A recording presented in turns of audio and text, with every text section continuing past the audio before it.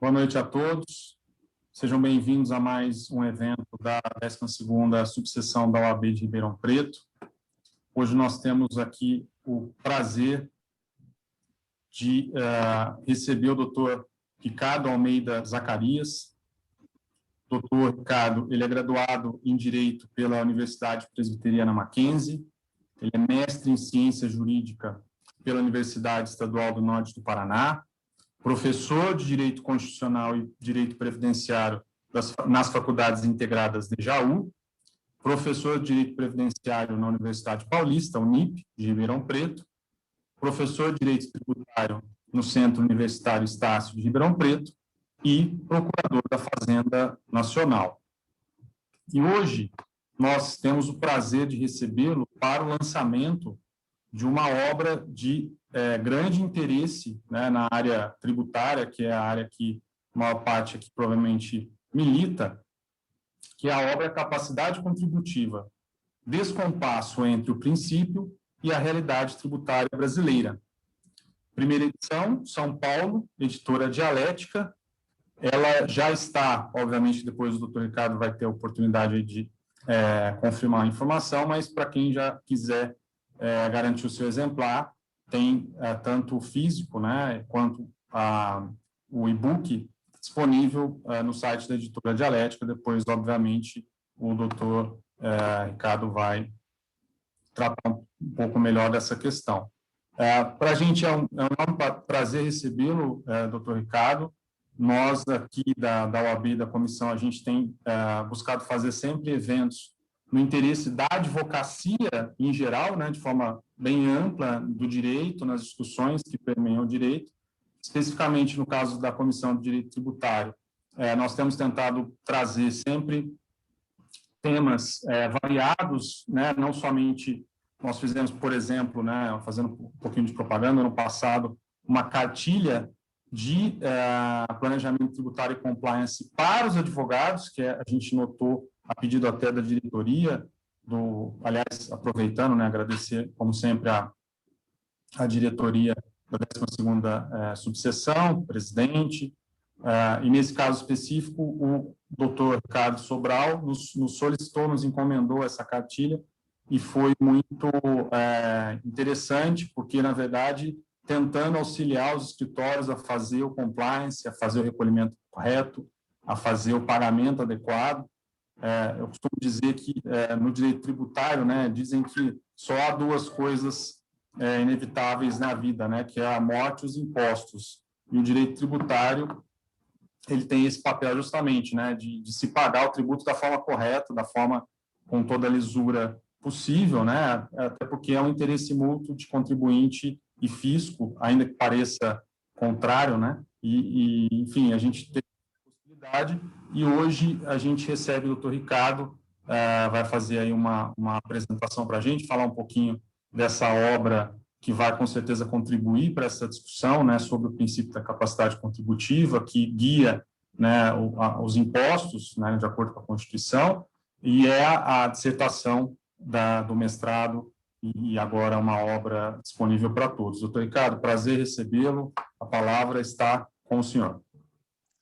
Doutor Ralph, uma boa noite, prazer é todo meu, fico honrado pelo convite da OAB de Ribeirão Preto. Eu agradeço a Comissão de Direito Tributário, a Comissão de Eventos e Cultura, na pessoa do doutor André Gea. Eu agradeço aqui a presença do nosso amigo Alexandre Muti, que é o tesoureiro da OAB, o presidente Luiz, que é nosso amigo da Unip. A Unip nos dá alguns amigos, a universidade acaba nos dando amigos, e eu recebi alguns amigos na Unip, na Estácio de Ribeirão Preto, que me impulsionam, que me trazem um comprometimento com a docência, com a vida pública na Procuradoria. São pessoas que estão sempre presentes na minha vida. Eu gostaria de agradecer a OAB de Ribeirão Preto no nome de todos. Com prazer, a gente vem apresentar a nossa obra, recém-lançada pela editora Dialética, sobre a capacidade contributiva, e na Comissão de Direito Tributário da Ordem dos Advogados do Brasil de Ribeirão Preto. Acho que é um ambiente propício, oportuno, de discussão de ideias sobre a capacidade contributiva.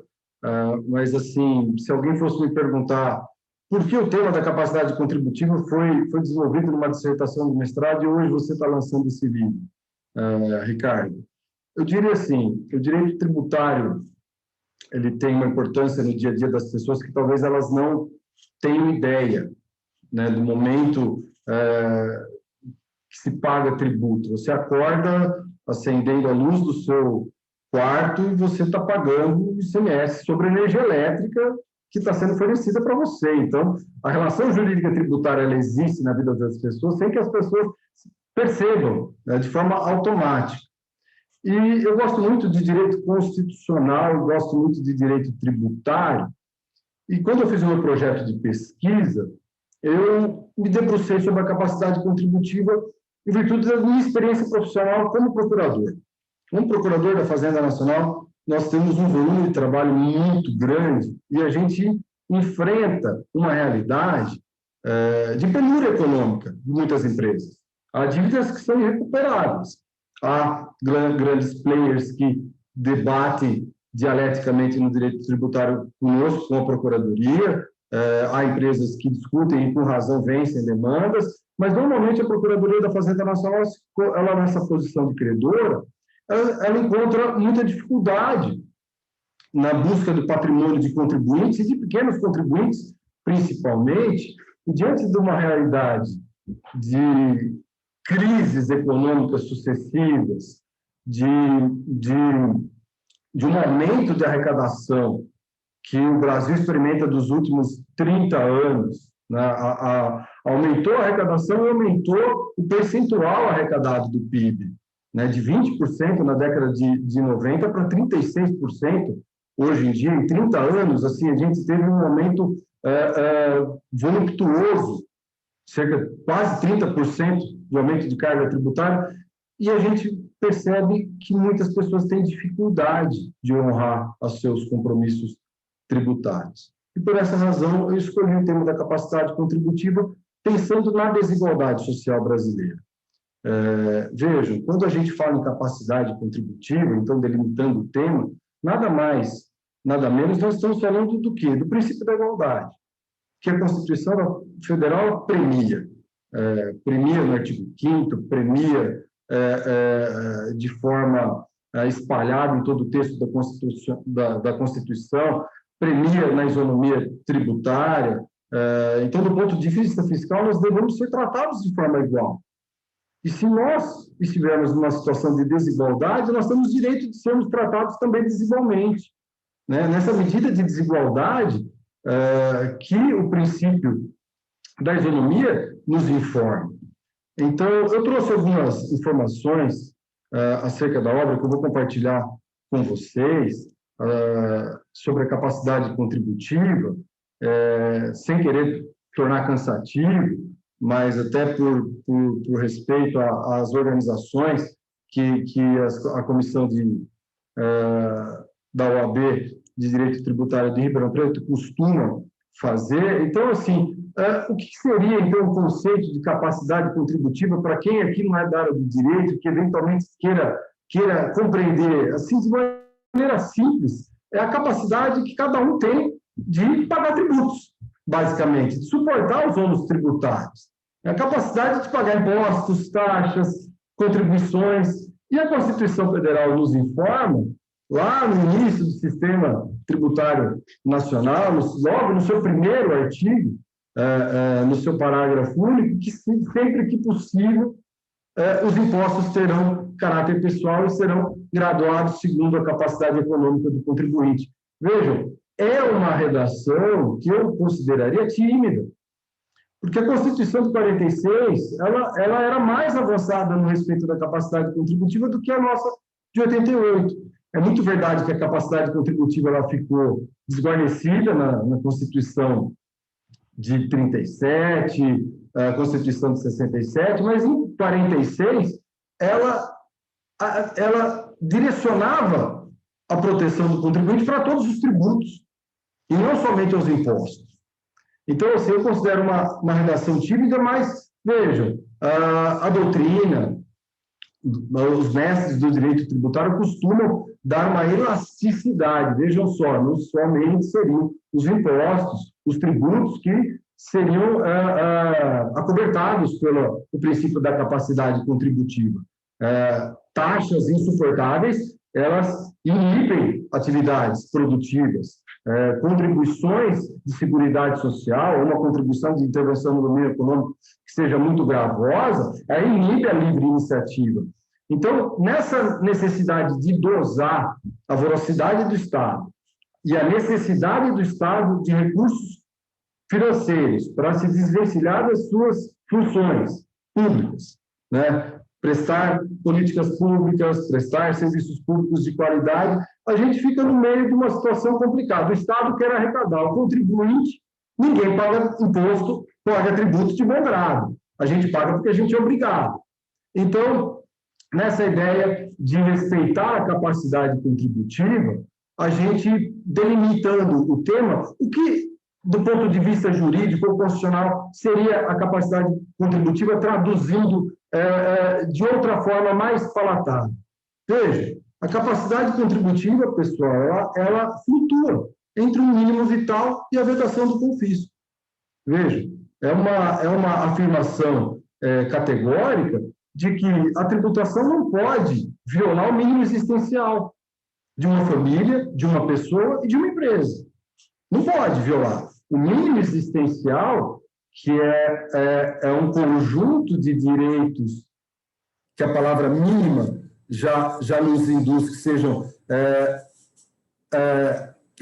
pouco para se ter uma vida digna, não pode ser vulnerada para pagamento de tributos. Então, o limite inferior da tributação, aquele véu sobre o qual se reserva um patrimônio mínimo, alheio à imposição fiscal, a gente dá o nome de mínimo vital, o mínimo existencial na esfera fiscal. Vejam, por exemplo, os contribuintes que, no exercício de 2020, de forma simplificada, não tiveram renda que ultrapassasse R$28 mil, são isentos do imposto sobre a renda da pessoa física. Isso é o exercício do mínimo vital, do mínimo existencial na esfera fiscal. Mas, ao mesmo tempo, há um outro limite, o limite superior. A capacidade contributiva tem um limite inferior, que é o mínimo vital, o mínimo existencial na esfera fiscal, mas tem um limite superior, qual seja o não estrangulamento da iniciativa privada, o não estrangulamento da livre iniciativa, o respeito aos princípios da atividade econômica, que o artigo 170 da Constituição Federal tão nos brinda. Então, a vedação do confisco. Então, haveria um limite de suportabilidade da tributação que o Estado pode agir e deve agir pelo Poder Executivo, com seus projetos de lei, com a fixação das alíquotas nos tributos extrafiscais, por meio de decreto, o Poder Legislativo, no controle de constitucionalidade prévio e também na edição das leis ordinárias e complementares em matéria tributária, e o Poder Legislativo. Também é um comando que o juiz, no caso concreto, pode fazer também dessa insuportabilidade eventual tributária que a vedação do confisco veda que seja empregada por meio do Estado. Perfeito? Então, na obra, a gente passa um capítulo desenvolvendo essa ideia de limite inferior, limite superior da capacidade contributiva. E como eu dizia para vocês, a capacidade contributiva ela tem uma questão de igualdade.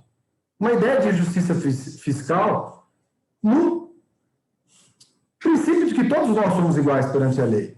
Então, o princípio da igualdade norteia todo o sistema tributário nacional, impondo ao Estado o dever de cobrar tributos de forma isonômica, segundo a nossa capacidade, que é o nosso poder de suportar o ônus fiscal. Perfeito? Para que o Estado consiga também renda para as suas responsabilidades. Mas, do ponto de vista da igualdade, no Brasil, a gente verifica que quanto menos abastada for uma família, mais proporcionalmente ela desembolsa para o pagamento de tributos. Traduzindo, pessoas mais pobres comprometem mais o seu patrimônio para o pagamento de tributos. Pagam menos tributos as pessoas mais ricas. Isso é um problema que nós identificamos, e o Estado brasileiro identifica, o Instituto Nacional de Pesquisa Econômica Aplicada, o IPEA, faz alertas nesse sentido. Então, vejam, quando a gente defende a capacidade contributiva e tenta proteger as populações mais vulneráveis, não significa que nós sejamos contra o empreendedorismo. Pelo contrário, né? No Estado democrático de direito que nós vivemos, o empreendedorismo, a livre iniciativa, a chance de crescer abrindo uma empresa, empregando pessoas, isso é fundamental, isso gira a economia de um país. É evidente que aqui nós não temos nenhuma pretensão de violar essa liberdade que a Constituição permite, que nós desenvolvamos qualquer tipo de profissão, que nós empreendamos, que nós montemos nossas empresas, que nós negociemos, que nós floresçamos e obtenhamos sucesso. Né? Tá longe da minha pretensão punir o sucesso. No Brasil, a gente já tem muitas pessoas que pensam que o sucesso é algo delituoso, que enriquecer e que viver e ter uma vida boa é algo ruim. Não é ruim. Ruim é não ter a oportunidade de empreender, é não ter a oportunidade de crescer, é não ter a oportunidade de disputar num patamar de igualdade nesse mundo tão concorrido. Então, essa ideia de igualdade da capacidade contributiva, ela nos impulsiona a pensar: é justo que famílias suportem um ônus fiscal desmedido? Me parece que não seja tão justo. E no livro a gente acaba desenvolvendo também um raciocínio de que, nos espelhando nas experiências internacionais, nós verificamos que os países mais desenvolvidos, vamos dizer, do norte, países do sul, a gente pode citar Austrália, Nova Zelândia, mas principalmente na América do Norte e na Europa Ocidental, nós temos uma balança tributária, dividida em segmentos econômicos ou segmentos de incidência tributária. Então, a cadeia produtiva, os impostos sobre o consumo, os tributos que incidem sobre o consumo, costumam facilitar a arrecadação, em homenagem a um outro princípio de direito tributário, que é o princípio da praticabilidade tributária. Muito bem. Os países da OCDE, por exemplo, da Organização para a Cooperação e Desenvolvimento Econômico, a tributação desses países ela é mais intensa sobre o patrimônio e a renda, e menos intensa sobre o consumo. E quando uma família se torna vulnerável do ponto de vista tributário no Brasil? Na tributação sobre o consumo. Porque a tributação sobre o consumo, na experiência da América Latina, ela é mais intensa do que a tributação sobre o patrimônio, a renda e o capital.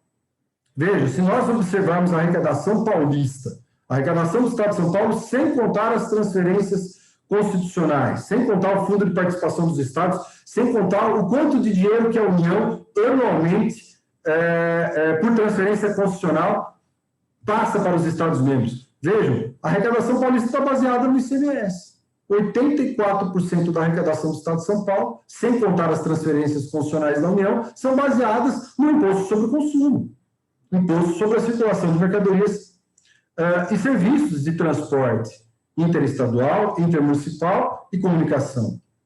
Vejam, pouco mais de 10% da arrecadação paulista recai sobre o patrimônio, por meio do IPVA, por meio do ITCMD. Vejam, o Supremo Tribunal Federal proíbe a cobrança do imposto sobre a propriedade de veículos automotores sobre aeronaves e embarcações. A aeronave, um avião, uma embarcação, um navio, um iate, um transatlântico, eles são veículos automotores? Evidentemente que eles são veículos automotores. Eles estão sujeitos ao IPVA? curiosamente, não estão sujeitos ao IPVA por uma esdrúxula jurisprudência que o Supremo Tribunal Federal avaliza e não permite. Isso revela uma injustiça fiscal. Quer dizer, eu tenho o meu carro popular, eu pago imposto anualmente sobre ele, a pessoa tem uma embarcação, tem uma aeronave e não paga IPVA anualmente sobre a embarcação e sobre a aeronave. Aqui a gente vê um gargalo de que uma tributação sobre o patrimônio poderia ser mais adequada, mais equilibrada. Também sem querer estrangular o setor aéreo. É evidente que você manter uma empresa do setor aéreo não é fácil no Brasil. As oscilações do mercado, o dólar está lá em cima, mas alguma forma de tributar a aeronave e embarcação, em algum momento o Congresso Nacional vai voltar a falar sobre isso. O Rio de Janeiro já tentou tributar embarcação e o Supremo Tribunal Federal vedou, declarou inconstitucional essa lei. Vejam, a arrecadação federal ela é mais equilibrada. Do ponto de vista da tributação sobre o consumo e a tributação sobre o patrimônio, há um equilíbrio. Vejam, 33% da arrecadação federal se dá sobre o consumo, por meio da COFINS, do PIS, do IPI, da CID combustível, do IOF. E 32% da arrecadação federal se dá por meio do imposto sobre a renda das pessoas físicas e jurídicas e da contribuição social sobre o lucro líquido. Aqui há um certo equilíbrio do ponto de vista federal. E 31% advém de outras receitas previdenciárias para o sustento da Seguridade Social, para sustentar a saúde, para sustentar a assistência social e a Previdência Social brasileira que é prestada, os benefícios que são pagos pelo Instituto Nacional do Seguro Social. Eu acho que eu vi algum comentário, será que tem alguma pergunta no bate-papo? Sim, não, doutor, estava aguardando aí uma pausa. Só fazer uma pergunta técnica. O senhor tá ainda no primeiro slide ou o senhor está passando os slides? Eu estou passando os slides, ele não está movimentando, isso que eu queria saber. Eu fiquei na dúvida de pará-lo para letá-lo, mas é que aqui para a gente está aparecendo só a tela com o primeiro slide. Só a tela com a apresentação da obra. Congelada no primeiro slide. Até peço desculpas porque eu não quis interrompê-lo. Não, imagina, a gente tenta fazer um novo compartilhamento aqui. Vejamos se agora está movimentando. Agora sim. Se o senhor bem. quiser, por gentileza, até que se o senhor colocar. Bom, você como a gente combinou, né? Estamos entre colegas. Se você quiser colocar, acho que se você tentar colocar para ficar a tela toda, eu não sei se você consegue. Deixa eu ver se eu consigo aqui habilitar para a tela toda. Aqui mais abaixo ali, perto dos 72%, isso, mais à direita ali. Deixa eu ver aqui. Poxa, doutor, acho que agora dessa forma dá para todos verem. Aqui seria uma forma talvez de ficar mais fácil para. Sabe, quando nós compartilhamos a tela, os comandos eles ficam diferentes do que aparece. Acabou ficando congelado. Até eu não quis interrompê-lo porque imaginei que talvez fosse o preâmbulo, mas se você quiser lá embaixo, onde tem anotações, comentários, aí tem o primeiro, o segundo, o terceiro, o quarto ícone lá embaixo, talvez consiga fazer a apresentação. No modo de tela, né? Infelizmente, para mim, eu não estou conseguindo achar. Não aparece, não tem problema. Agora nós conseguimos ver. E o Alexandre aqui o doutor Alexandre está colocando para apertar o F5. Veja se ajuda. Não sei se. Deixa eu ver aqui.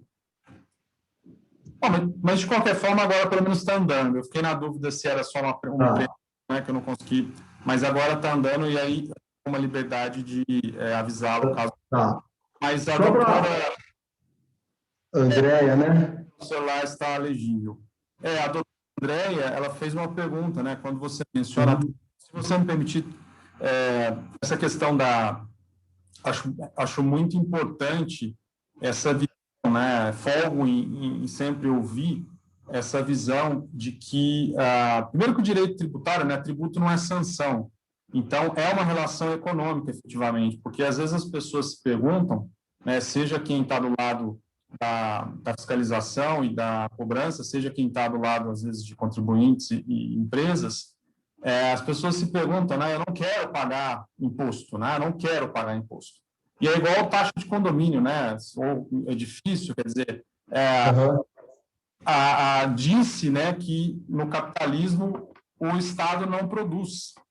Então, há duas opções: ou o Estado fomenta, dá condições para que as pessoas, como o doutor bem colocou, empreendam, que as empresas trabalhem, que elas gerem empregos, que elas gerem riqueza, e aí faça-se a justiça tributária recolhendo os impostos. Afinal, como o doutor colocou, né, toda o judiciário, a administração federal, municipal, tudo isso é financiado pelas pessoas físicas e jurídicas. E é justamente, eu acho que é o ponto de não apertar demais para não matar a galinha e também, obviamente, fazer a justiça, porque essa colocação que o doutor fez em relação ao Estado de São Paulo é uma grande verdade, né? Até por isso que não sai reforma tributária no Brasil. O ICMS Exatamente. A principal receita, e é sobre o consumo. Aliás, basicamente é o maior, né? Porque se a gente considerar que a gente tem 9,25 de PIS e COFINS, às vezes 10, 15 de IPI, dependendo do produto, né, pela seletividade, mas 18% de ICMS, 25%. 25% às vezes. Exatamente. E aí, aproveitando agora, assim, fazendo a pergunta, até para não tomar o seu tempo, se há, então, essa percepção no Brasil, né, que a doutora Andréa pergunta, se o IPEA faz esses alertas, por que não há atitudes? Eu não sei se talvez fique à vontade se guardar isso para o momento apropriado, que aí eu não quero também interromper o seu assunto. A gente pode já conversar sobre isso agora. Eu disse que o IPEA faz alertas porque é um instituto de pesquisa. Então, assim, e os estudos econômicos do IPEA servem de referência para as políticas econômicas, fiscais, tributárias, financeiras, todas elas têm suas peculiaridades. A política financeira não é só a política tributária, a política econômica vai além da questão tributária. Então, assim, há orientações, os alertas que eu quis dizer é que há estudos que são levados em consideração e, por vezes, não se traduzem em lei. Há projetos de lei que são rejeitados pelo Congresso Nacional, há projetos de lei que tramitam e ficam engavetados, mas o IPEA, a função dele, a relevância da função é estudar a atividade econômica no Brasil, e já há identificação pelo IPEA de que as famílias mais pobres estão comprometendo proporcionalmente mais as suas rendas familiares do que famílias mais abastadas. Veja, nós vamos chegar a um ponto aqui que nós vamos perceber que pequeno percentual das famílias brasileiras e de empresas ou de empreendedores brasileiros concentram 50% do patrimônio nacional, do produto interno bruto.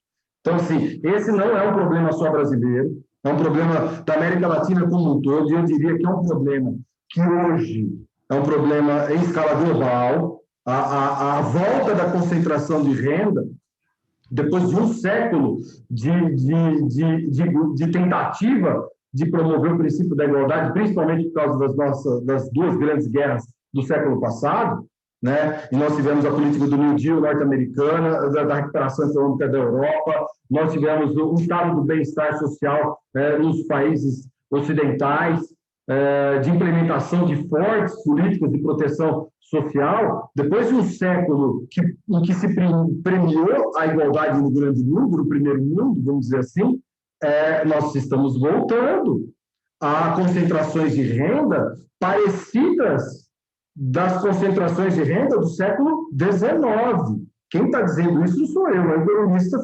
francês, Thomas Piketty, né, no best-seller da economia do século XXI, que é o Capital no século XXI, muito se discute sobre isso. A volta da concentração de renda nos Estados Unidos da América, na Europa, nos Estados Unidos, hoje se discute muito a desigualdade.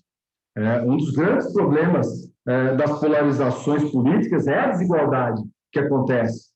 É a migração na Europa, é a desigualdade, é a busca pelo emprego, o europeu desempregado disputando emprego com imigrantes, e são problemas que acabam resvalando também na política fiscal dessas nações. Mas, Andréa, então o IPEA na forma de alertas que eu quis dizer, são a apresentação de estudos econômicos que baseiam políticas públicas.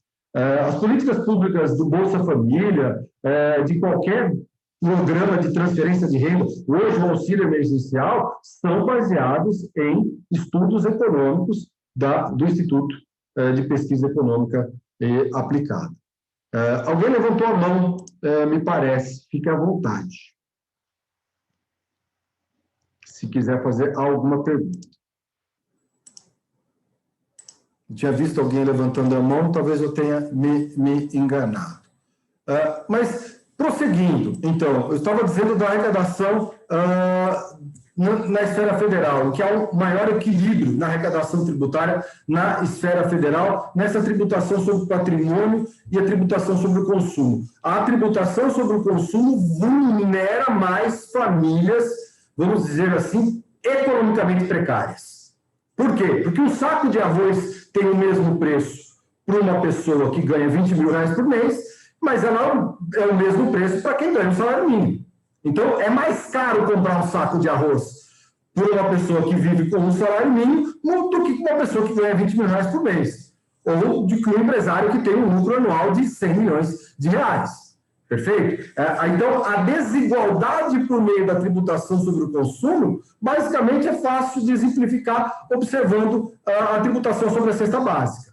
A cesta básica, ela é mais cara para quem tem um salário menor, uma renda menor, e ela é irrelevante para famílias ricas. Perfeito? E por isso que os países mais desenvolvidos, cientes de que a tributação sobre o consumo vulnera as famílias com mais dificuldade econômica, apertam o calo onde? No patrimônio, no capital, na renda.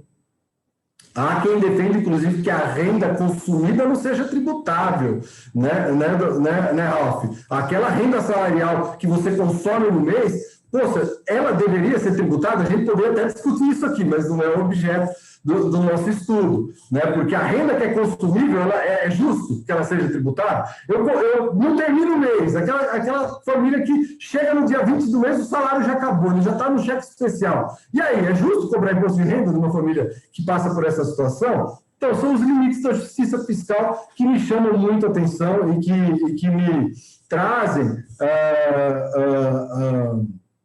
a necessidade me faz com que eu pense e escreva sobre justiça fiscal e a capacidade contributiva. Vejam, pensando em arrecadação municipal, nessa toada de diferenciação de tributação sobre o consumo, tributação sobre a renda e o capital, vejam, o IPTU e o ITBI, o Imposto sobre Transmissão de Bens Imóveis, eles não configuram uma parcela da arrecadação municipal relevante, em comparação com os tributos com a renda e o consumo que são transferidos, inclusive, para os municípios. Vejam, a tributação ela é enviesada pelo princípio da praticabilidade, e vejam, 17% das rendas municipais, em média, são arrecadadas pela tributação sobre o patrimônio, ao passo que a tributação sobre o consumo, agora aqui incluídas as transferências intergovernamentais, faz uma cifra muito maior da arrecadação. Cerca de 37% da renda municipal, do município, da fazenda pública municipal, é baseada na tributação sobre o consumo. Lembrando, as pessoas elas têm aí em mente que a principal renda do município vem do IPTU. É um ledo engano. A principal renda do município é a transferência do ICMS da circulação de mercadorias que ocorre dentro do município. Ou seja, o empreendedorismo municipal que gera arrecadação estadual que repassa esse valor para o município. Então, assim, o IPTU nem de longe é a maior parcela da arrecadação tributária dos municípios. Perfeito? O valor venal do imóvel, ele não representa o seu conceito. O conceito jurídico de valor venal, qual é? É o valor econômico do bem.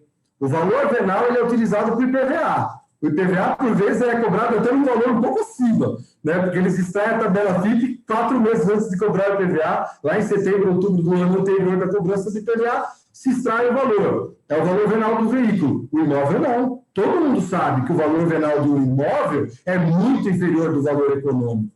Veja, não estou defendendo aqui que a gente vai cobrar IPTU sobre o valor econômico, evidentemente que talvez fosse muito pesado para as famílias, realmente seria algo muito intenso, mas determinados bairros de determinadas cidades mais prósperas, o IPTU progressivo poderia ser levado em consideração.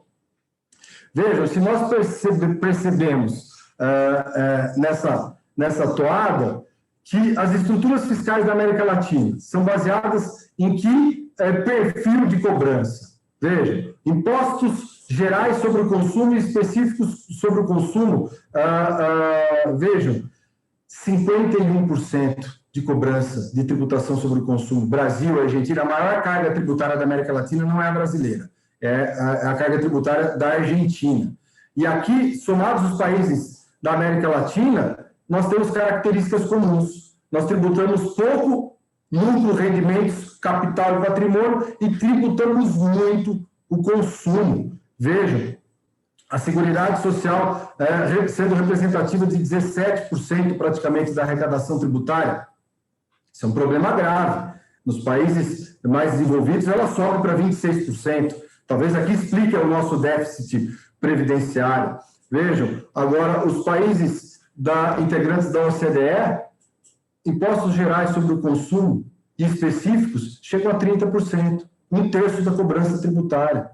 50% na América Latina, 30% nos países desenvolvidos. Vejam, é uma diferença gritante, é uma diferença grande, enquanto que os impostos, a tributação sobre os rendimentos e lucros é de 33%. Há uma maior intensidade também nas contribuições para a Seguridade Social, para o pagamento de aposentadorias, para o pagamento de benefícios sociais nesses países mais desenvolvidos. Perfeito, turma? Então, assim, durante os estudos da capacidade contributiva e no mestrado, a gente teve muito contato com autores estrangeiros que têm uma ideia de justiça, não é mesmo?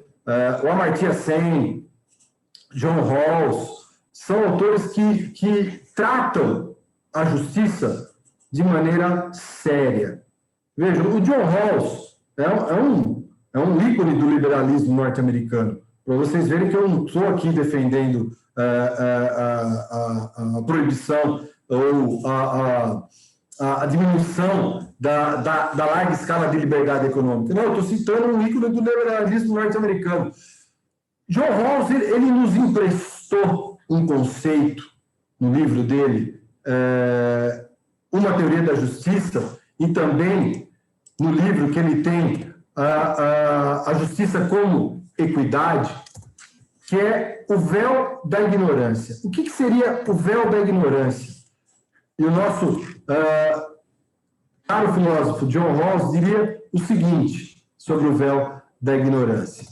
Ele dizia: a sociedade deveria pensar, quando fossem elaborar as suas leis, o seu ordenamento jurídico, a sua ordem normativa, nós deveríamos pensar numa reunião de pessoas que se despissem da sua condição social. O que é o véu da ignorância para o John Rawls? É você se despir da sua condição social, da sua condição política e da sua condição econômica. Então, numa arena, num parlamento, numa discussão de um modelo de sociedade em que o ordenamento jurídico social fosse discutido, sobre o véu da ignorância. Eu não sou o professor Ricardo, não sou o professor Ricardo, o Ralph não é o advogado da estica do escritório dele. Não é. Vocês não são alunos, não são pessoas da minha família, vocês não são pessoas na sociedade. Você se desintegra. Faça um juízo de ignorância, o véu da ignorância.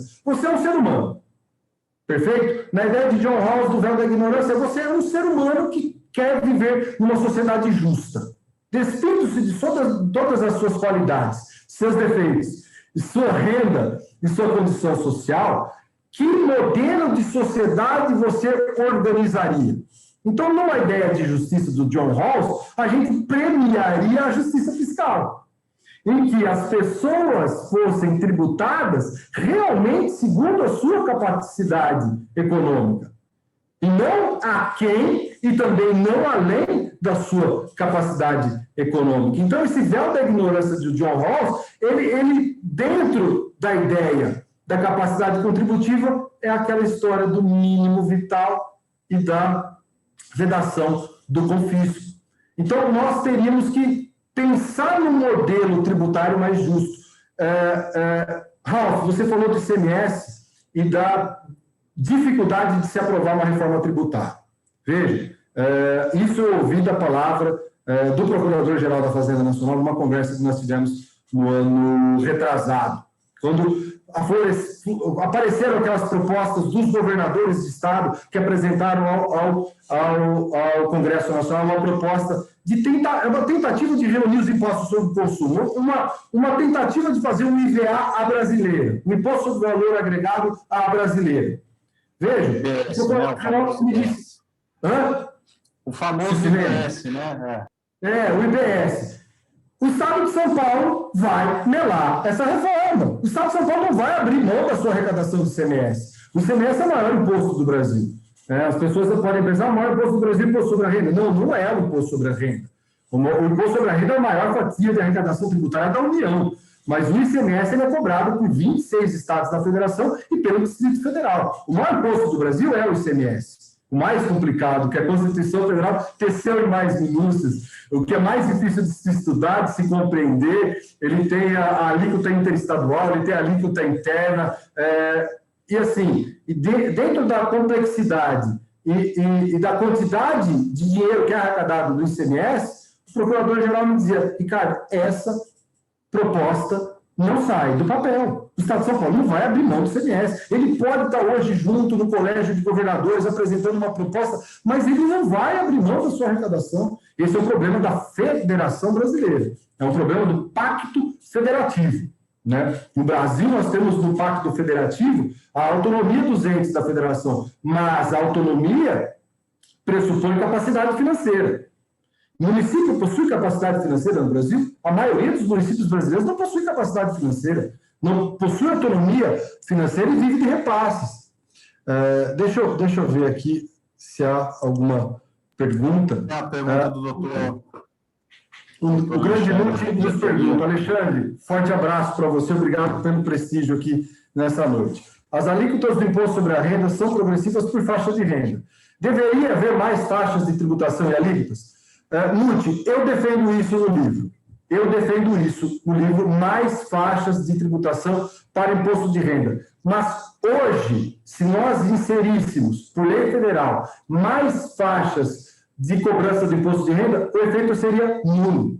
Por quê? Porque a participação nos lucros da empresa e dos dividendos, a distribuição de lucros e dividendos, ela é isenta no Brasil desde 1º de janeiro de 1996. Então, assim, ou nós tributamos a distribuição dos lucros e dividendos e aumentamos a faixa de renda do imposto sobre a renda, ou não fazemos nada. Porque só aumentar a faixa de tributação do imposto sobre a renda não muda nada. Porque a pessoa que vive de lucros e dividendos de suas pessoas jurídicas, ela obtém esse dinheiro de forma isenta do imposto sobre a renda. O Brasil é uma das jabuticabas do direito tributário. Só tem no Brasil. Só no Brasil não se tributa a participação nos lucros e nos dividendos. Percebe? É muito bom para o empreendedor, mas é muito ruim para o fisco. E aqui eu estou do lado do fisco, não só como procurador, mas como cidadão. Porque há um dever fundamental de pagar tributos, não é mesmo? Há o princípio da igualdade, o respeito à anterioridade tributária, à legalidade tributária, e um dever do tributo ser proporcional, respeitar a capacidade contributiva. Mas nós, como cidadãos, e isso o Ralf falou muito bem nas primeiras falas, as pessoas não gostam de pagar tributo, você não precisa gostar, mas pelo menos compreender o seu papel de cidadão. O seu dever fundamental de custear também os gastos que são revertidos em prol da coletividade. Perfeito? Então, assim, Lute, eu defendo o aumento das alíquotas, mas eu já penso num projeto de doutoramento, e uma das coisas que eu falo, que eu tenho escrito no projeto de doutoramento, é a necessidade do retorno da tributação sobre lucros e dividendos. na distribuição de lucros e dividendos. Senão, o imposto sobre a renda pode ter a alíquota de 70%, que ele não vai alcançar o objetivo de aumentar a arrecadação das pessoas que possuem maior capacidade econômica por conta da isenção veiculada desde 1º de janeiro de 96. Perfeito? O Rawls, então, voltando aqui para o véu da ignorância, ele idealizaria uma sociedade mais justa, mais equânime, do ponto de vista fiscal. O Thomas Piketty, no livro dele, O Capital no Século XXI, diz, olha, a desigualdade está aumentando desde a década de 70. Os efeitos da Segunda Grande Guerra Mundial e da Primeira Grande Guerra Mundial não estão mais sendo observados. Vejam, a desregulamentação do mercado de capitais, do mercado financeiro norte-americano desde 96 tem aumentado a desigualdade social na América do Norte. Se nós lembrarmos, Bill Clinton desregulamentou o mercado financeiro norte-americano. Não ele, o governo, não a pessoa do Bill Clinton, mas a equipe econômica e o Congresso Nacional norte-americano aprovaram a desregulamentação do mercado financeiro. E se o mercado financeiro da maior potência mundial ele é desregulamentado, e se a desregulamentação do mercado financeiro gera desigualdade, algo está errado. Algum alerta a gente tem que levar em consideração. Veja, e o Thomas Piketty, no livro dele, O Capital no Século XXI, ele diz, olha, a desigualdade está aumentando. Nós estamos desequilibradamente cobrando tributos. Veja, e olha que ele critica os países da OCDE que já cobram tributos sobre o patrimônio, a renda e o capital de forma mais intensa do que na América Latina. Mas ele diz, se nós não tributarmos as heranças com maior intensidade, nós vamos continuar vendo pessoas que jamais trabalharam, trabalharão, e gerações inteiras que jamais trabalharam e jamais trabalharão, vivendo de especulação financeira. No Japão, para herdar, é mais difícil do que no Brasil. No estado de São Paulo, o ITCMD é de 4%. No Japão, nos Estados Unidos, conforme o patrimônio e a renda que você herda, a diretriz normativa deles, a cobrança é muito mais intensa. No recado seguinte, o que os países desenvolvidos dizem para as famílias quando cobram um imposto sobre herança alto?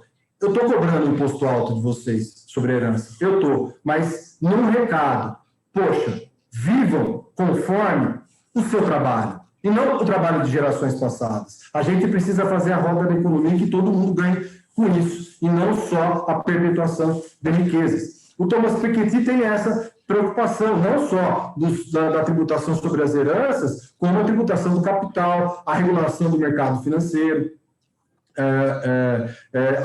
o mercado especulativo. Veja, a bolha de 2008 que aconteceu nos Estados Unidos da América, os subprimes, as hipotecas e subhipotecas. No Brasil, a gente tem um mercado financeiro mais seguro, aparentemente. O mercado imobiliário brasileiro, o financiamento de uma casa, do apartamento no Brasil, é mais seguro para o banco do que nos Estados Unidos. Lá nos Estados Unidos, se admite hipotecas de financiamentos imobiliários. Veja, isso gerou uma bolha, uma crise financeira, e quem socorreu as grandes empresas, se não o Estado? A mão invisível do mercado não socorre nas grandes crises. A mão invisível do mercado se socorre do Estado. Por isso que o Estado não há de ser mínimo, mas não há de ser máximo. Então, o Estado tem que ser equilibrado. Então, me preocupa muito quando falo que o Brasil precisa ter um Estado mínimo. Mas veja, se nós tivéssemos um Estado mínimo, quem pagaria auxílio emergencial ano passado? Quantas famílias deixaram de ingressar na pobreza no ano passado por conta do auxílio emergencial? E esse ano, com a PEC aprovada, a PEC emergencial, a emenda constitucional número 109, de segunda-feira passada, 17 de março, foi isso? 17, foi publicada dia 22 agora, segunda-feira, ela foi publicada, a PEC emergencial. É o Estado que está socorrendo. Então, essa é uma preocupação em escala global do aumento da desigualdade. A tributação sobre o consumo, Desculpa, Ralf. Não, imagina, não, aproveitar, acho que é interessante esse ponto, porque é justamente o equilíbrio, né, o estado mínimo e o estado máximo, só fazer uma provocação até do Piketty, é que existe um problema que eu acho que os países, aí é uma questão da forma, né, de se encarar o contribuinte, né, porque a própria França, por exemplo, quando ousou fazer a cobrança da renda a limite de 75%, existe uma coisa, né, aí saindo um pouco do direito, que é o princípio da máxima utilidade do agente, né? Então, se a gente quer ter as liberdades, como o doutor colocou do John Rawls, né, a liberdade de escolha, inclusive, de gerar o trabalho, de gerar a renda, e, nesse caso, como fazer com que as pessoas simplesmente não abandonem esse sistema como aconteceu na França, né? E às vezes, essa medida, porque, na verdade, a justiça social ela é importante, como o doutor falou, até na medida em que ela não espanta o capital, não no sentido do capital especulativo, não, digo as pessoas que efetivamente... o capital produtivo. O capital produtivo. Então, até eu brinco enfim, aula de planejamento tributário, que um dos principais planejamentos tributários que se tem feito no mundo hoje, né, eu participo de um fórum da América Latina de Wealth Planners, que é mudar de país. Então, tinha um advogado da Venezuela dizendo, olha, eu tenho medo de ser... Isso, veja, estou falando o que foi me falado, não estou falando nada do país, não tem nada de questão política, até porque a coisa está bem brava ultimamente e é o que o doutor falou, né? As pessoas precisam tirar o véu da ignorância e começar a olhar as coisas de uma forma mais né, fora dessas paixões. E ele disse justamente isso, falou, olha, a opção para se fugir de uma alta tributação, né, porque o pessoal sempre pergunta também o que se faz, né, com esse dinheiro. E eu costumo dizer que o direito tributário, a gente não pode, a pretexto de achar que esse dinheiro não vai ser bem utilizado, deixar de pagar, porque são problemas totalmente diferentes. Financiamento do Estado é um problema, e a aplicação disso, como o doutor falou, é outro. E é justamente o que acaba acontecendo, porque, de certa forma, o auxílio emergencial, ou seja, não houvesse um arroxo fiscal que todos tanto criticam do tamanho do Estado, não haveria a possibilidade de se fazer, porque, de novo, o dinheiro não brota, né? Infelizmente, o dinheiro ele não brota de algum lugar, e até a Constituição tem mecanismos, né, da calamidade, da guerra, de se fazer um empréstimo compulsório, de se fazer impostos residuais, e aí sim, aí criar um estado de exceção em que essas pessoas vão ser compulsoriamente, né, elas vão ser levadas a fazer essa partição. Então, só uma provocação, porque eu gostei do começo da sua palestra, no sentido de que nem o mínimo, nem o confisco. E esse ponto é muito difícil de se encontrar, né? Porque, na verdade, tributo não é sanção, é uma obrigação. E as pessoas precisam entender que, sim, pagar tributos faz parte, porque senão não tem iluminação pública, não tem asfalto, não tem polícia, não tem judiciário, não tem nada. Isso é tudo financiado pelo trabalho, em geral.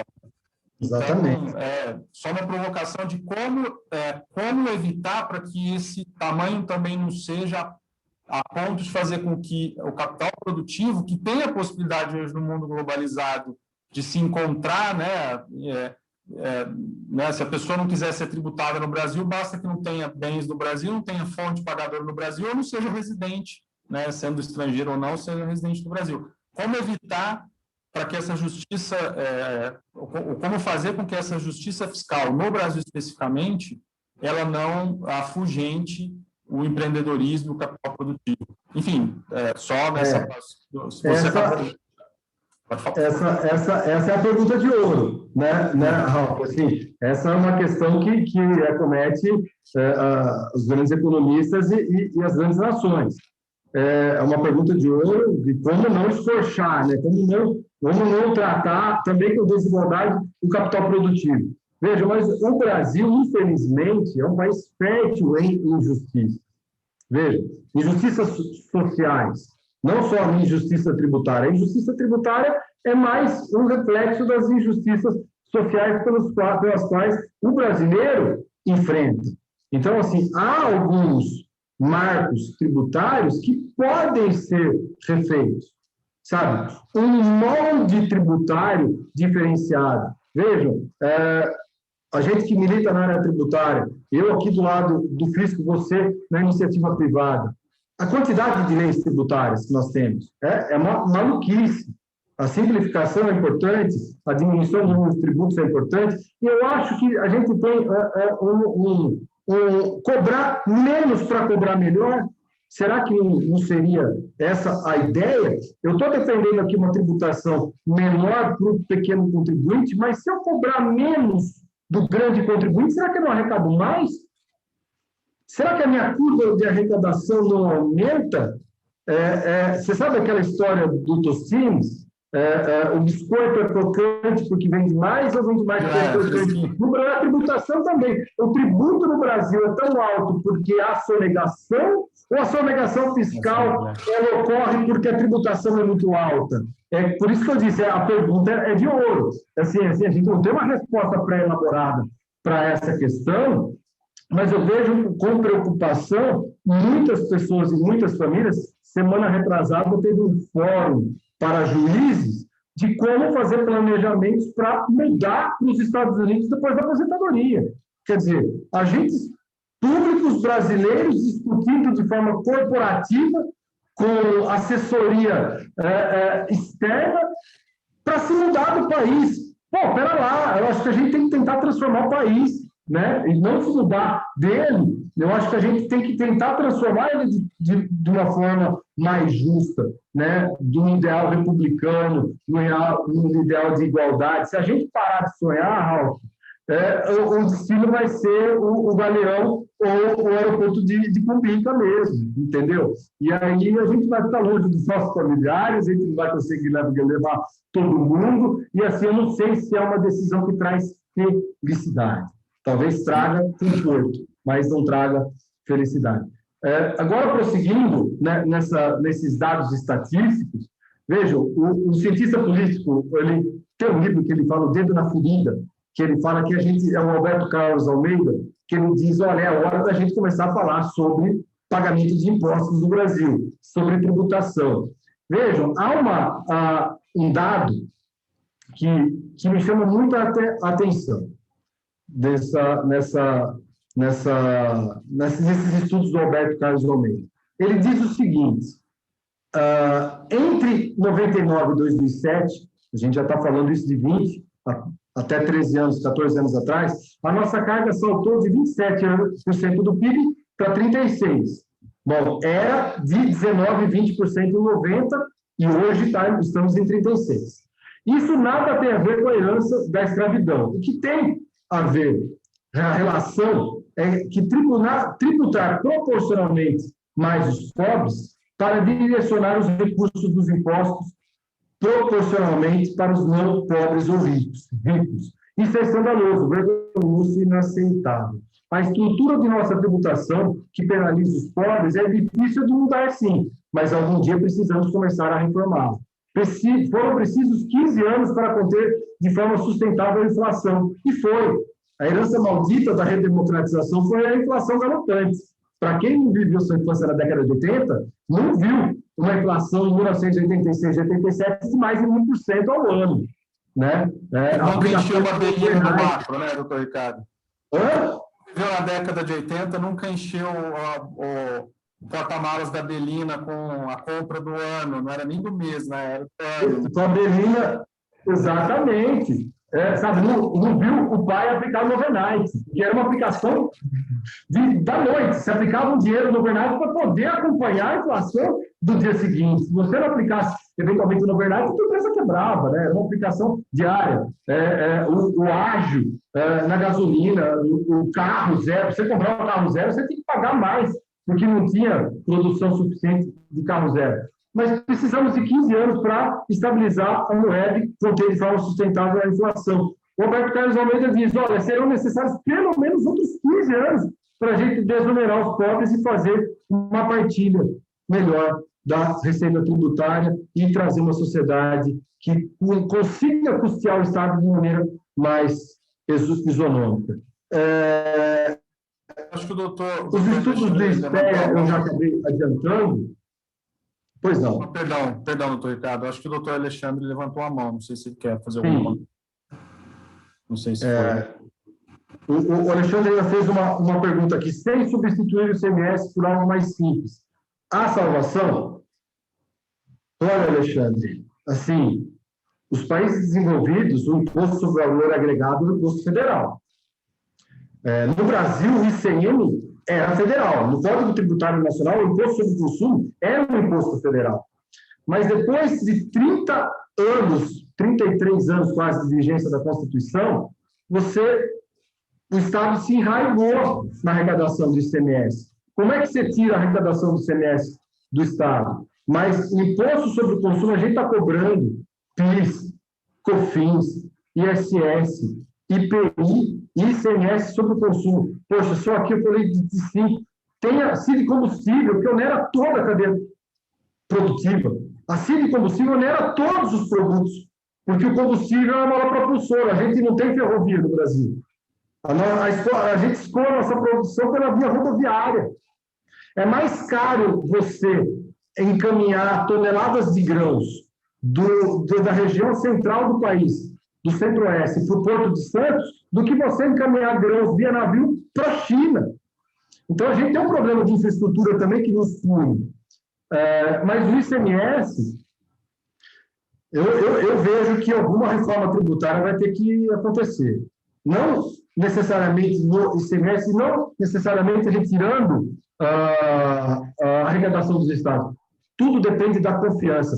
Hoje a gente vive um momento de confiança? A gente não vive um momento de confiança. Essas grandes reformas, por isso que, por exemplo, a reforma previdenciária passou no primeiro ano de governo. Uma reforma tributária mais equilibrada, eu acho que nisso o Ralf vai concordar comigo, é primeiro ano de um mandato presidencial.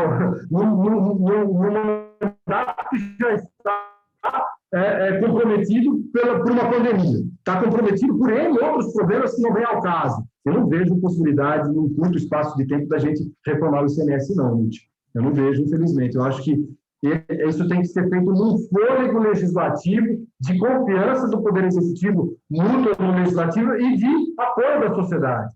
Né? Hoje, se falar em aumento de tributação, a sociedade tem um estalo. Né? O setor produtivo vai gritar. Mas, em algum momento, a gente vai ter que pensar em como reduzir a carga tributária, como prestar melhores serviços públicos, como que essas pessoas mais pobres poderão ser desoneradas e como equilibrar a tributação desse setor produtivo. Então, assim, eu já me alonguei nessa minha apresentação. A gente tem bastante tempo, o tempo que for necessário. Eu só gostaria de fazer um parênteses, porque eu concordo com você, doutor Ricardo, no sentido de que a reforma tributária, se ela pudesse, por exemplo, transformar o IPI, o PIS/PASEP e a COFINS, né, que a COFINS junto com o imposto de renda, o doutor sabe melhor do que eu, é a maior arrecadação, né, porque apesar de ser para financiar a Seguridade Social, mas é 7,6%, o CSLL, imposto de renda, como um imposto só sobre o que é o lucro real presumido, já são bem semelhantes. Fazer um IVA federal já resolveria, mas aí tem uma questão interessante, né? E não querendo puxar sardinha para a União em relação ao Estado, porque, na verdade, o Brasil ele concentra muito a União, né, que acaba sendo uma entidade abstrata lá, pedida em Brasília, e, como o doutor falou, os municípios não têm praticamente, eles dependem do repasse do Fundo de Participação dos Estados e da própria União. Mas o curioso é que a União, e eu não falo governo, eu falo União, a União, ela desonera uma série de situações em favor, então vou dar o exemplo do agronegócio. Se você pegar a maior parte dos produtos rurais, o PIS e a COFINS tem alíquota zero. Sementes, mudas, enfim, a cadeia que leva alimento para as pessoas, de PIS e COFINS, IPI, a maior parte NP. E aí, a hora que chega no ICMS, apesar de ter alguns diferimentos internos, mas no ICMS é lá em cima. Então, bem esse seu comentário, porque, na verdade, assim, de alguma forma a União tenta, assim, quando eu digo tenta fazer, não estou dizendo de governo, pelo amor de Deus, mas faz a parte dela, é a legislação, né? Porque, na verdade, quem desonera esses impostos é o Congresso, não é o presidente. Mas é curioso o doutor colocar essa situação, porque quando a gente vê, por exemplo, a cesta básica, que tinha no Estado de São Paulo, lá no anexo 3, uma série de não incidências e que agora parte dessas não incidências foi revogada, mas a União lá com a 10.925 de 2004 e com as alterações posteriores já traz, estamos falando de agronegócio, mas falando de levar alimento para as pessoas no final das contas, né? Então, tendo uma federação dessa, não adianta a União querer fazer justiça fiscal se os estados, por exemplo, não fazem, né? Mas, enfim... Exatamente. Mas aí você está falando isso, eu concordo contigo, aí você pega um economista da Secretaria dos Negócios da Fazenda, ele vai dizer, mas e a guerra fiscal? O capital está todo aqui no estado de São Paulo, o Parque Industrial da Grande São Paulo tem empresas, e aí essa alíquota interestadual que está me punindo? E a alíquota minha interna? E a briga da guerra fiscal? Eles vão sustentar também que eles também têm os seus problemas. Então, por isso que isso tudo é muito complicado. Mas, de fato, a União tenta equilibrar a balança. Mas, mesmo assim, não tem sido suficiente. Vejam, mesmo desonerando essa cadeia produtiva que leva alimento para a sociedade, infelizmente, nós temos famílias muito pobres no Brasil. Vejam, eu costumo falar para os meus alunos que o Brasilzão profundo, ele não é a Zona Sul de Ribeirão Preto. Costumo dizer isso para a turma de Ribeirão. Para a turma de Jaú, eu falo, o Jaú não é o reflexo do Brasil. A gente é privilegiado. A gente mora num estado rico, produtivo, que tem um agronegócio forte, tem uma indústria forte, tem uma tecnologia da informação forte, com polos em São Carlos e em Campinas, mas a realidade brasileira, o buraco é mais embaixo. E aí, se a gente pega como exemplo mais notáveis da nossa escravidão em relação aos impostos, vejam, é a tributação dos alimentos. Mesmo com toda essa realidade, de acordo com a pesquisa de orçamento familiar do IPEA, os 10% mais pobres do Brasil gastam quase 33% da sua renda com alimentos. E olha que o alimento é desonerado. Por outro lado, os 10 mais ricos gastam somente 10% com alimentação e se alimentando muito bem. Então, reduzir drasticamente a tributação dos alimentos, algo que a União tem tentado fazer, e se os Estados-membros entrarem nessa toada, já seria uma maneira rápida e efetiva de reduzir a desigualdade e a pobreza.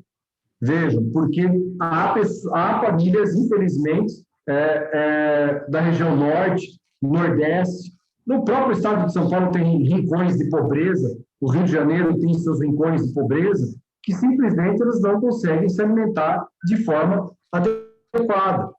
Perfeito? Então, assim,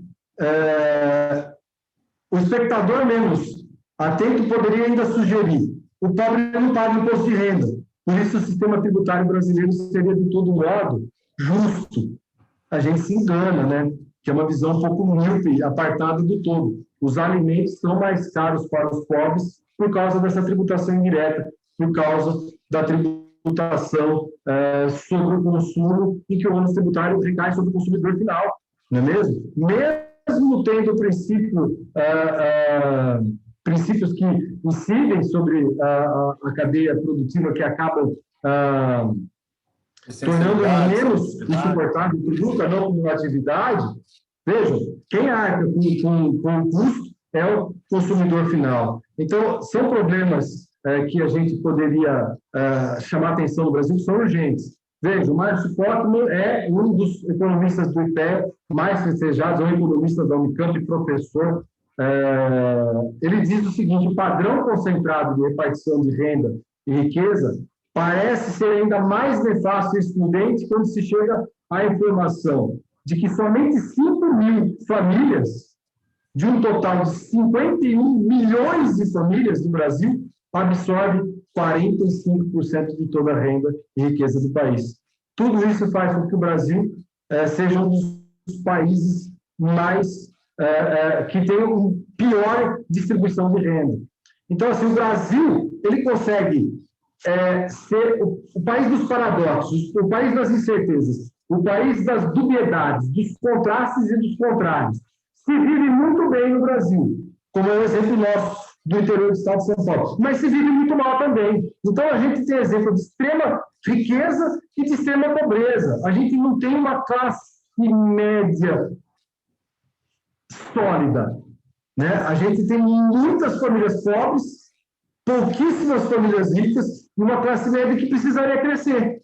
A gente precisaria tirar pessoas da linha da pobreza em maior número. Para quê? E se as famílias deixam de ser pobres, todo mundo ganha com isso, porque elas também vão pagar mais tributos.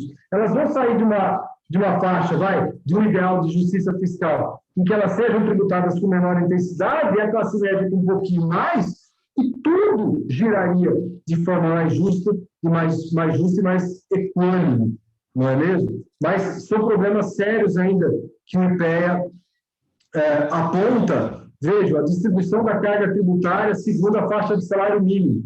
Quem percebia mensalmente, isso em 2008, 2 salários mínimos, suportava uma carga tributária bruta de quase 54%, enquanto quem oferece de 8 a 10 salários mínimos suportava uma carga de 35%. É muito grande a diferença.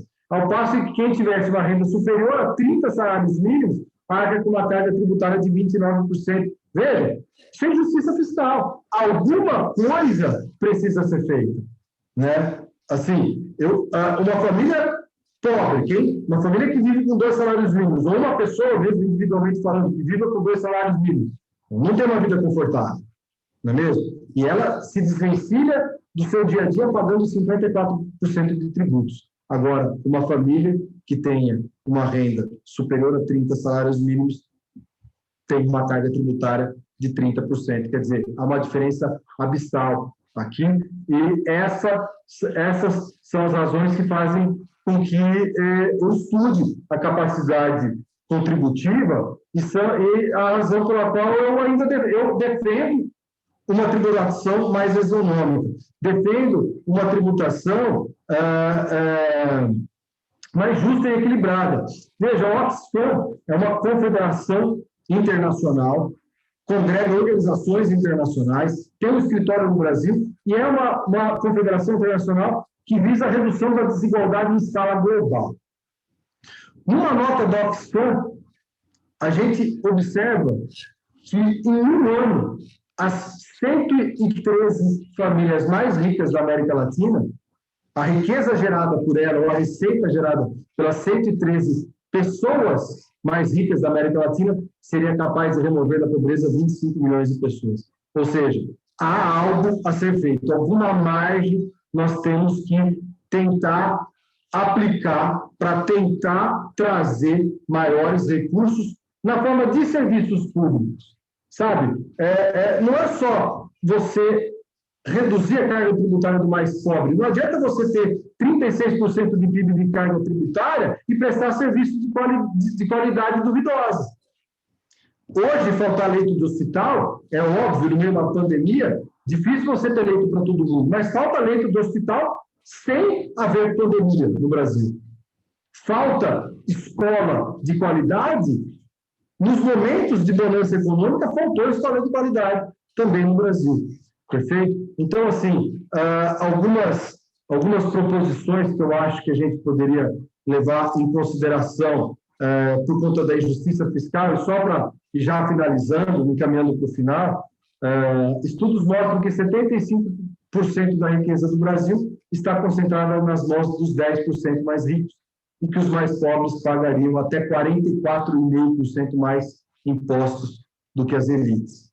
E eu sugeriria, como solução, algumas soluções, como a progressividade efetiva das alíquotas, o Nutti comentou sobre isso, Alexandre, aqui, como uma progressividade efetiva das alíquotas do imposto sobre a renda, mas linkado com a segunda solução, tributando a participação nos lucros e dividendos, que estão isentos no Brasil desde 1º de janeiro de 96, por conta do artigo 10 da Lei 9249 de 95. Então, a elevação da tributação sobre as heranças, vejam, a gente pode tributar as heranças até 8%, mas o ITCMD paulista, do estado mais rico da federação, o nosso ITCMD é de 4%.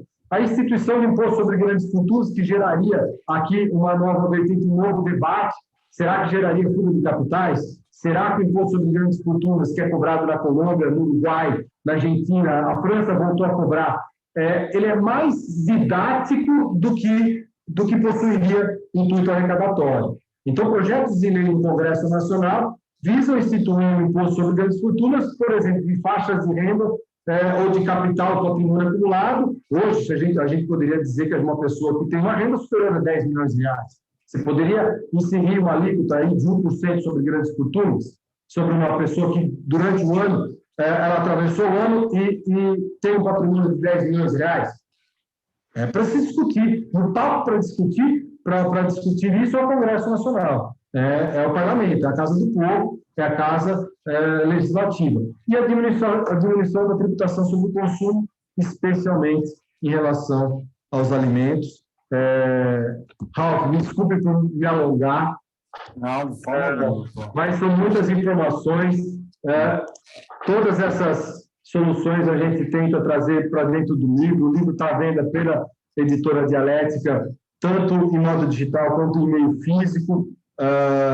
Para quem gosta de meio físico, como eu, está à venda no meio físico também, e está à venda também em meio digital. Eu queria agradecer uma vez mais a 12ª subseção da OAB Paulista, a gloriosa OAB de Ribeirão Preto, na sua pessoa, Ralf, na pessoa do Alexandre, na pessoa do André Gé, do Luiz, do nosso presidente, e de todos vocês que engrandecem a OAB em nível estadual. A OAB de Ribeirão Preto, ela representa o Estado de São Paulo com uma grande congregação de bancas e escritórios de advocacias importantes, de advogados importantes do interior paulista, e eu gostaria de deixar essa homenagem para vocês, que estão no nosso dia a dia, que debatem com a gente também dialeticamente nos processos judiciais da Fazenda Nacional, e eu deixo aqui, então, esse agradecimento e esse elogio aos advogados de Ribeirão Preto e à Casa dos Advogados de Ribeirão Preto. Muito obrigado. Doutor Ricardo, nós agradecemos mais uma vez, parabéns pelo lançamento do livro. Eu tive a oportunidade de, obviamente, não é a mesma coisa, mas de ler a sua dissertação. Gostaria de agradecer aqui a presença de todos, né, em nome do membro da diretoria, doutor Alexandre Nucci, agradecer ao doutor Luiz Vicente, presidente, a toda a diretoria, e dizer que a grande questão, né, que nos permeia é como fazer uma sociedade mais justa, tanto na tributação, né, partindo da premissa que o doutor foi muito claro desde o começo, né, da livre iniciativa, que eu acho que é aí que as discussões pecam um pouquinho, né, que a gente tem, o doutor foi muito feliz em dizer que a gente precisa incentivar o empreendedorismo, porque uma sociedade que não empreende, que não tem esperança, que não quer trabalhar, que não quer crescer, que não quer empreender, que não quer criar valor efetivamente, ela não vai ter o que distribuir. E eu acho que essa igualdade de você... Eu costumo dizer, na minha modesta opinião, né, entrando um pouco, mas que o capitalismo, se o Estado conseguir fazer essa justiça que não é feita, as pessoas deveriam ter mais condições de prosperar. E, ao ter condições de prosperar, é a melhor forma de você constituir uma sociedade justa, da igualdade de condições. E aí as pessoas vão querer criar valor, não vão querer ir para Portugal, não vão querer ir para Miami, vão querer ficar no Brasil, vão querer empregar no Brasil. E como o doutor bem colocou, a forma de arrecadar, né, ela tem que trazer mais dinheiro, né? As pessoas têm que sentir que elas estão tendo menos dificuldade de fazer as apurações, até... talvez o doutor conheça o doutor Giliano Barreto, que era do CAF, eu o conhecia pelo CAF, ele até era, acho que, advogado de uma história de advocacia que era associado à PwC, então eu o conhecia, e hoje ele é o CEO da CEPRO. E hoje eles lançaram a declaração do imposto de renda pré-preenchida. Ou seja, essa visão, né, da Receita, da Procuradoria, de todos os órgãos que arrecadam, de que é necessário acabar com a sonegação, é necessário tributar da forma mais ótima, no sentido da forma otimizada, porque é esse dinheiro que vai fazer a diferença para fazer essas distribuições, e também fazer com que o empreendedor, fazer com que as empresas, que elas também se sintam motivadas a gerar mais riqueza, né? Como diria fala que adora pagar imposto de renda, porque quanto mais imposto de renda física, né, mais, como a alíquota de 27,5%, a parcela a deduzir não é pouco, mas uma renda de X, 100 mil reais, 800 reais não fazem nem cócegas. Não faz Eu cócegas. acho que seria essa a beleza, efetivamente, quer dizer, e as pessoas, óbvio, isso em direito tributário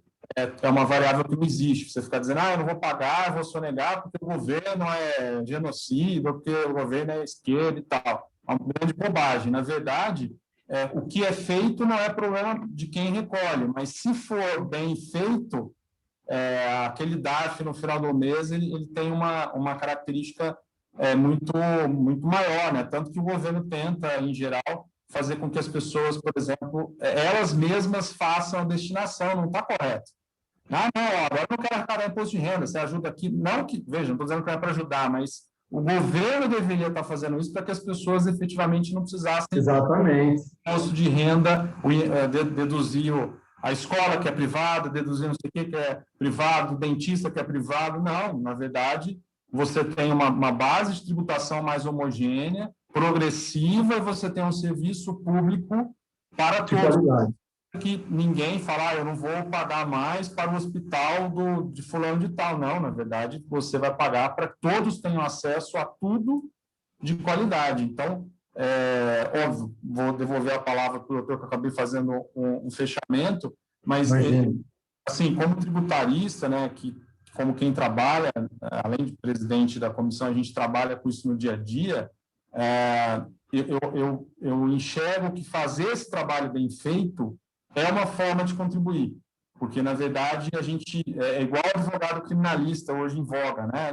Não, fazer o trabalho bem feito, defender as garantias, porque são todas pessoas importantes, né? O trabalho da Procuradoria, o trabalho da PGE, o trabalho do município de arrecadar, de cobrar, de executar dívida ativa, de achar bens, é um trabalho em prol do bem público. E o trabalho da advocacia, em geral, de defender as garantias, de defender a isonomia, de defender o não confisco, o doutor abriu de forma brilhante em dizer que o não confisco é um princípio também tão importante quanto o mínimo necessário, faz com que a gente busque um equilíbrio. E aí, quem sabe, ter uma tributação, é o sonho, né? Ter uma tributação mais igual, mas que, em termos absolutos, seja crescente. Né? Então, exatamente. Uma vez pela obra, vou comprar para ter aqui na biblioteca para discussão. Obrigado. Mais uma vez, né? A gente milita de forma pragmática, mas estuda, busca, né, o ensino também, e esses princípios eles norteiam o Estado Democrático de Direito, que agora está na boca do povo, né? O Estado Democrático de Direito.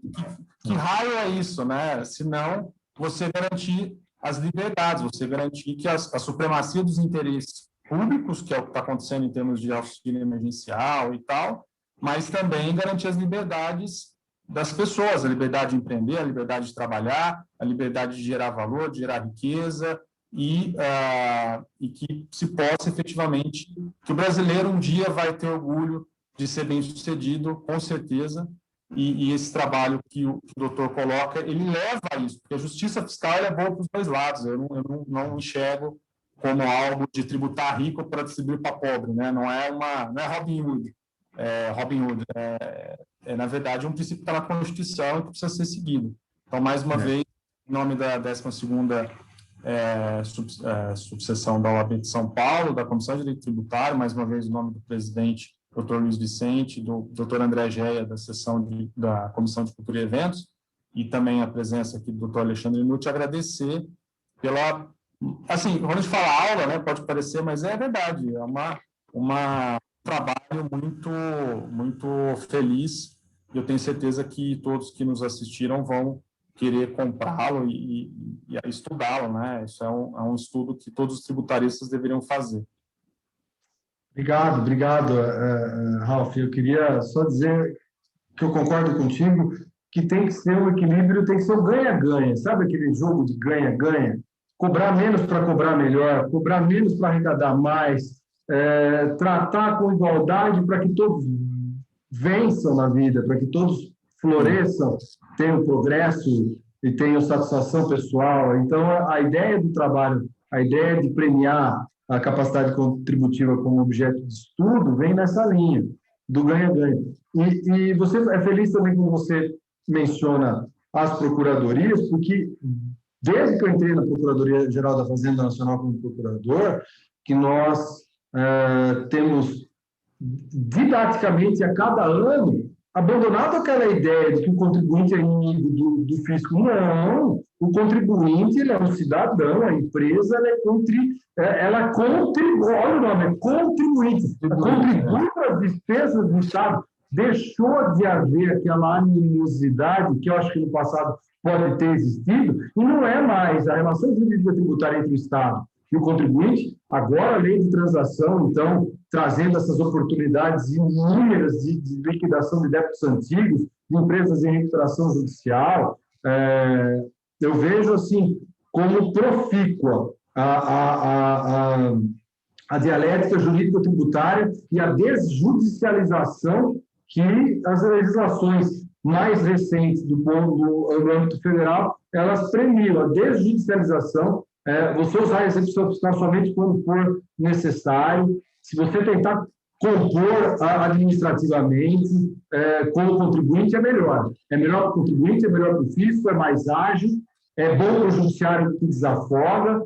Então, assim, eu penso nessa ideia de ganha-ganha. Eu finalizo falando, todo mundo ganha com isso, não só as pessoas que suportam desproporcionalmente o ônus tributário, que seria violador dos seus direitos constitucionais. Em relação à proteção do Estado Democrático de Direito, o que seria? Bom, o que ele está ainda aí, a gente tem que preservá-lo. Só para finalizar, eu queria deixar essa mensagem: preservemos, porque a gente reclama, mas infelizmente o que está ruim pode piorar, então vamos tentar preservar o que a gente tem ainda hoje, tentar melhorar e trazer um futuro melhor para essa nação. Uma vez mais, eu agradeço a sua pessoa, ao OAB de Ribeirão, desejo uma boa noite a todos, obrigado por quem teve o tempinho de entrar aqui para assistir, para prestigiar, e eu fico lisonjeado e honrado de estar aqui com vocês esta noite. Tá bom? Um forte abraço para todos vocês. Boa noite a todos. Boa noite, doutor. Obrigado. Obrigado, viu?